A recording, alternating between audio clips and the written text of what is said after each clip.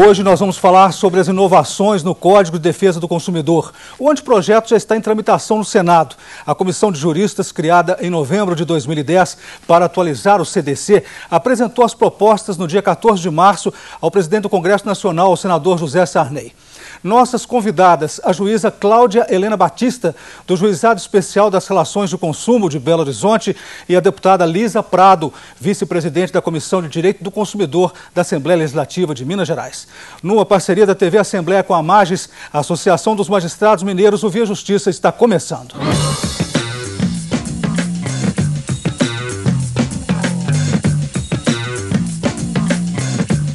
A Comissão de Juristas realizou 37 audiências públicas com senadores, procuradores da República e organismos de defesa do consumidor. As inovações no Código se referem a comércio eletrônico, superendividamento, oferta de crédito e ritos processuais. Doutora Cláudia, o que destacar na área de comércio eletrônico? Eu gostaria de agradecer o convite. É um prazer estar participando com vocês e realmente a questão do comércio eletrônico, ela vem encontrando muitas demandas no Poder Judiciário e nem sempre os dispositivos do Código, tal como ele está em vigor, resolvem. Vou dar um exemplo, sites de compras coletivas, vou dar um exemplo, os sites em que funcionam como um intermediário para levar a determinados outros sites ou de vendedores anônimos, e quando há um problema aí, você fica sem saber se aplica as regras que já existem no Código de Defesa do Consumidor, e seria muito bom ter regras mais específicas. E a senhora, deputada, o que a senhora acha? Eu acho que a comissão, primeiro eu quero agradecer o Via Justiça, é um prazer de poder compartilhar desse debate aqui com a doutora Cláudia, muito obrigada por essa oportunidade. Eu creio o seguinte, olha, o nosso Código de Defesa do Consumidor é um código moderno, exemplo para muitos países. A nossa sorte dessa comissão que foi instalada é que foram instaladas justamente por pessoas que colaboraram para escrever o nosso Código de Defesa do Consumidor. Cláudia Lima Marques, que é uma pessoa que tem conseguido aí uma jurista muito respeitada e que a questão do superendividamento, que é uma das demandas desta comissão, superendividamento, ela tem muito a acrescentar. Ela escreveu diversos livros sobre superendividamento e hoje é um problema gravíssimo, porque aí existe a chamada morte civil, até de jovens que às vezes nem completou a idade ainda de estar no mercado, ele já se vê numa dificuldade enorme e que nós temos o modelo francês e outros modelos que a Cláudia conseguiu trazer. Então eu percebo que essa comissão, como o Benjamin Herman, que também é um especialista da área, um ministro que demonstrou na sua luta o trabalho que ele tem. Então, portanto, as propostas, e eu sou da ala que acho que o Código ele já tem as leis que são suficientes, não precisaria de haver mudança. Mas como houve muita coisa, como a doutora Cláudia colocou, comércio eletrônico, legislações específicas, então nada como fazer com uma comissão que realmente esteja preparada. Mas eu creio que o Código, o microsistema que deu certo e que eu tenho certeza que a gente vai poder avançar com as leis específicas. O presidente da Comissão de Juristas, ministro do Superior Tribunal de Justiça, Herman Benjamin, disse que o comércio eletrônico movimenta no Brasil hoje cerca de 30 bilhões de reais e não para de crescer. Por isso, ele entende que um código que não trata da matéria abre uma lacuna grande e deixa de proteger uma legião de consumidores. Doutora Cláudia, essa informação é da Agência Senado, mas eu pergunto à senhora, o que está proposto vai dar proteção devida a estes consumidores? Acredito que sim, a proposição de trazer mais informações no site, obrigar os fornecedores a colocar endereço, uma questão que eu acho muito importante, a pessoa compra virtualmente, ela não tem ideia do tamanho, do peso, do produto, não tem ideia sobre pagamento de frete. Temos situações em que a pessoa compra em sites internacionais, esse famoso da China, por exemplo, e não sabe o problema da tributação. Então, tudo isso vai ficar bem esclarecido nos dispositivos que vão trazer mais clareza e mais proteção para esse tipo de comércio virtual, porque a facilidade desse comércio também impõe uma maior facilidade de falcatruas, de pessoas inexperientes, de empresas inidôneas que trazem prejuízo ao consumidor.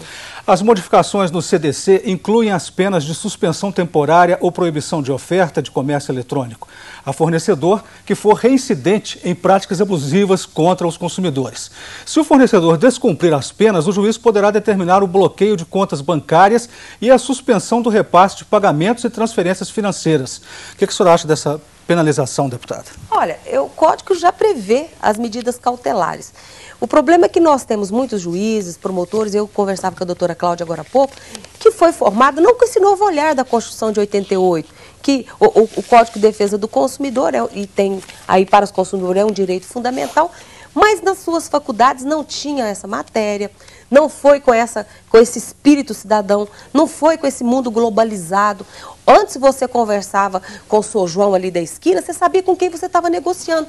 Hoje você entra numa página eletrônica, você compra um produto na China, que ele é embalado em outro país, que depois acaba chegando aqui, tem outra empresa, e que você não sabe de quem exatamente você está comprando. Por isso que eu acho que nessa questão, já que vai ter uma legislação, que no comércio eletrônico possa responsabilizar a responsabilidade pelo Código de Defesa do Consumidor, responsabilidade solidária, todos que concorrem para o evento danoso são responsáveis, mas esse olhar, eu creio que é importante esse debate nesse momento, porque você ganha juízes, promotores, operadores do direito que foram formados pelo Código Civil, né? Que não tinha essas matérias específicas, que não tinha esse olhar para esse mundo globalizado. Eu acho que é fundamental, só de ter o debate, creio que nós já ganhamos, porque você ganha essas pessoas para a causa do consumidor, que é a parte mais vulnerável, que hoje não sabe diretamente com quem está tratando. Há também previsão de pena de reclusão para o caso de violação de dados pessoais do consumidor. Veja. É considerado infração penal veicular, hospedar, exibir, licenciar, alienar, utilizar, compartilhar, doar ou de qualquer forma ceder ou transferir dados, informações ou identificadores pessoais sem a expressa autorização de seu titular e consentimento informado. Pena: reclusão de 1 a 4 anos e multa. Doutora Cláudia, como que vai ser a dosagem dessa pena? Penso eu que deve ser usados os critérios da lei penal, né, que determina as circunstâncias, os antecedentes e toda essa, vamos dizer assim, hoje uma matéria bem definida no direito penal é a quantificação da pena com critérios objetivos. E a questão da reincidência, tudo isso deve ser da dosimetria da pena. Mas não é tanto a pena que me incomoda. Me incomoda no código alguns dispositivos que depois na execução é muito complicado. Essa questão de cobrança indevida, a deputada já falou, realmente já existe no código. Mas é uma das coisas mais difíceis da pessoa provar, questão de ligações inoportunas, questões de ligar para vizinhos, porque nada disso é trazido para o juiz na hora do julgamento. Então, eu sempre digo que a lei tem que ter assim, uma clareza e uma objetividade que permita ao julgador, também na hora da avaliação probatória, ter uma facilidade de locação. Então, por exemplo, obrigar as empresas a apresentar gravações é uma medida que eu acho muito importante, porque se ela não apresentar, há a inversão do ônus da prova e você fica com mais facilidade. O caso, por exemplo, de cheque, não sei se você se recorda, antigamente que colocava na parede os cheques sem fundos, que era uma prática abusiva, isso não existe mais, porque era uma coisa muito objetiva, muito fácil de você detectar e corrigir. Então, eu fico preocupada com dispositivos penais, né, que a gente tem uma dificuldade depois de provar.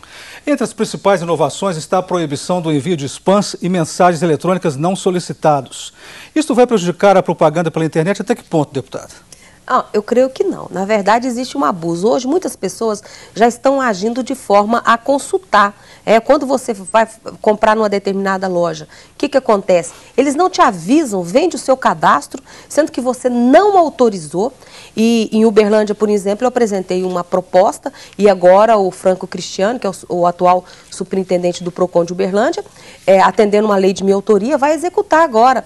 É a lei do não perturbe. São Paulo já tem, em que quando você vai comprar um determinado produto, você diz, olha, eu no meu caso não quero receber nem publicidade, não só spam, não quero receber propostas, nem promoções, não quero que me perturbe.